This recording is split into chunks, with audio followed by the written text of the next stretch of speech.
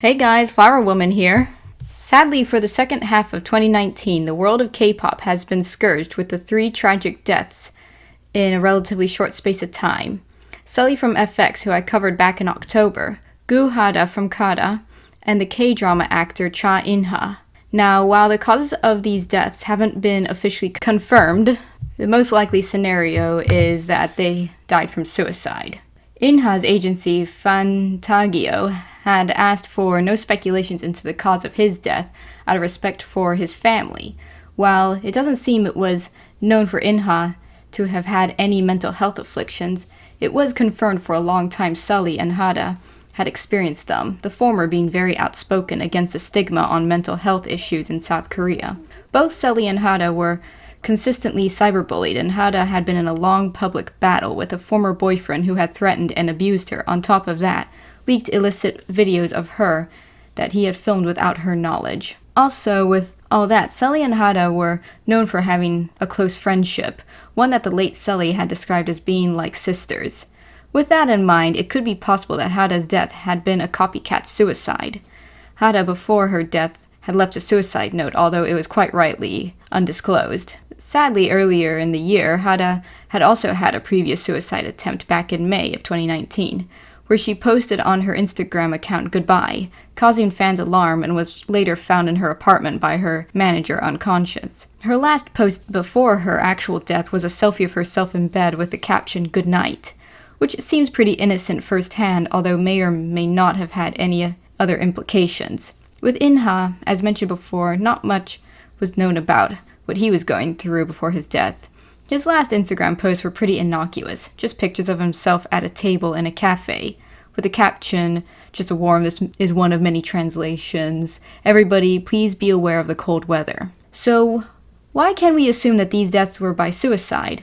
Well, for one, these were supposedly very healthy individuals, and young individuals at that, who just suddenly died, like, out of nowhere. And also, number two, South Korea still to this day has some of the highest suicide rates in the world.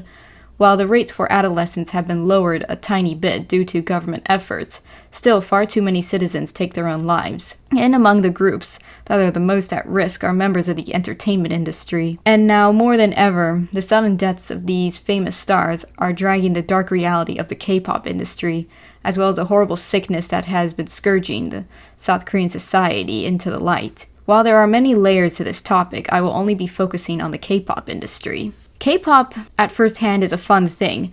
I used to be really into it in my teen years, in which I was growing up watching Super Junior, Girls' Generation, SHINee, TVXQ/JYJ, Kara, FX, Sister, Wonder Girls, 2PM, 4Minute, EXO, 21, and many other groups from the second generation that I'm not going to name right now in case it drives you all crazy. That is only the first handful, and man, were they fun days. However, of course, when you're a teenager, it is a lot easier to overlook the dark side of the industry, especially if you don't know much about it. I was very much taken by the cute boys, the cool music videos, smooth choreographed dances, and catchy pop tunes. I loved watching it all. It was only until I reached college that I started to learn more and more about the abuse that goes on, and the crash diets, and the extreme work hours, and just how restricted the lives of these idols are, and the general manufactured nature of the industry, and all that just started to kind of put me off. With all the things that I have listed, it is any wonder that there seems to be a growing epidemic of K-pop stars topping themselves, or straight up leaving the industry.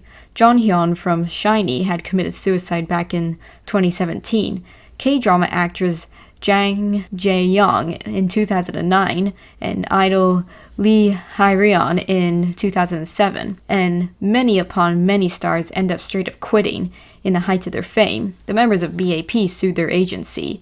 Former Chinese Super Junior member Han Gong and another Suju member Kpop left, and while the latter's reasons were never officially confirmed, I suspect his reasons might have been kind of similar to Gong's, which was just all the human rights abuses that I listed above. And that list doesn't even end there. Dongho from U-Kiss, Luhan, Chris, and Tao from EXO, J Park from 2PM, the JYJ members from TVXQ, and even the entire group of the Wonder Boys left their smaller company due to abuse allegations.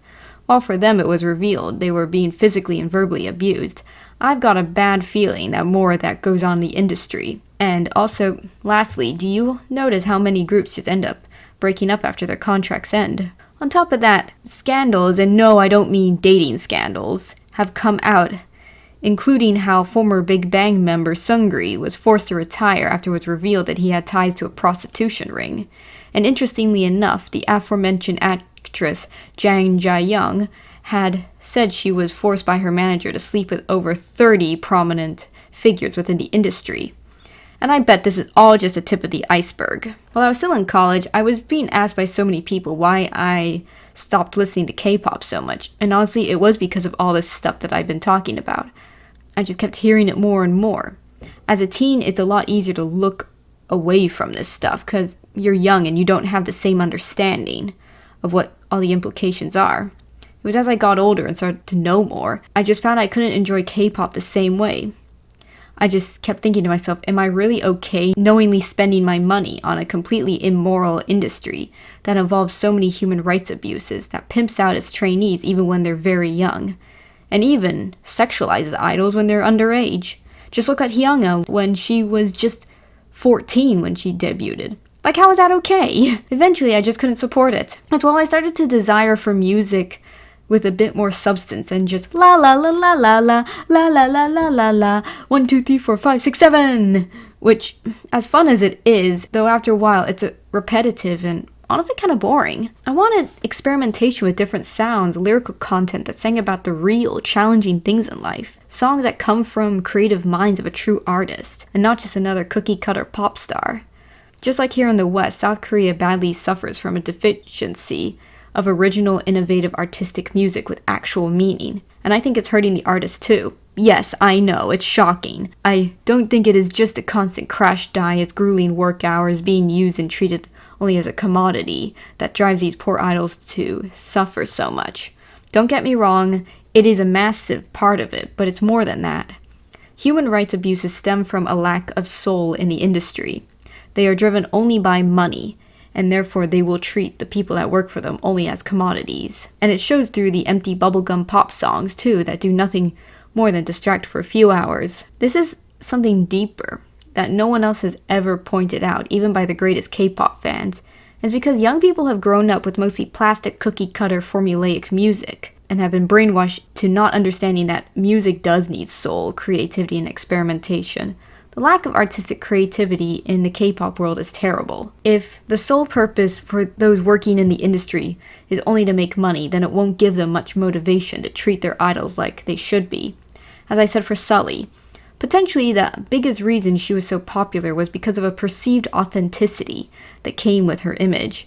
She appeared as more human, more natural than the other idols, who appear no more than kind of plastic wind-up dolls, only there to look hot on flashy sets dancing around to auto-tune repetitive lyrics.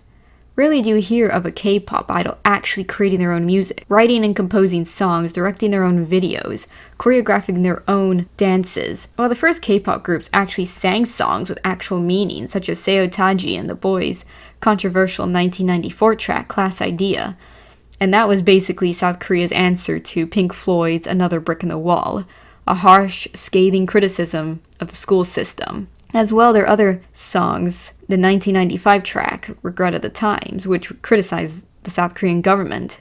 SM Entertainment's first boy band, H.O.T., had also had some meaningful songs like INHa, with lyrics that lament on the tragic death of kindergarten-age kids who died in a fire due to negligent teachers. Heck, even as recently as 2007, Super Junior sang Don't Dawn, which is about a company's desire to exploit youngsters for money, which is incredibly hypocritical of USM, I must say. And Epic High's Nocturne, which sings about money, love, sex, and prostitution. That's the type of thing that should be controversial, singing about life, society, and love.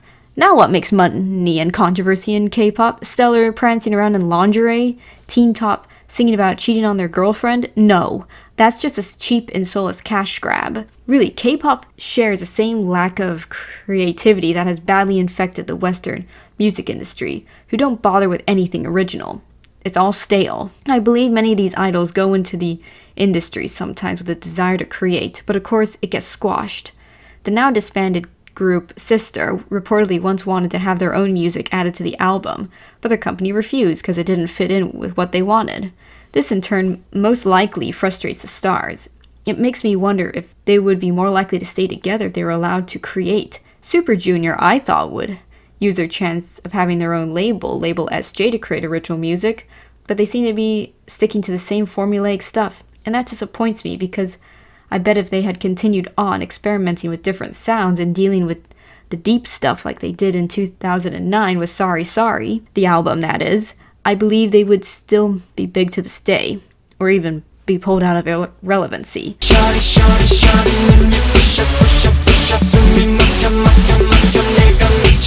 Well, this ended up a lot longer than I expected, but I will say this. Rest in peace, InHa, Sulli, and Goo Hara. It is a shame that you had to die so soon, but your impact on the world was more than what you had realized in your lives. And also, rest in peace, all of you, because you deserve it. So, everyone, please like, share, and subscribe. Hit the notification bell so you don't miss the video. If you like my content on the K-pop world, then please let me know. And remember, everybody, please, whatever you post online does matter and affects the people.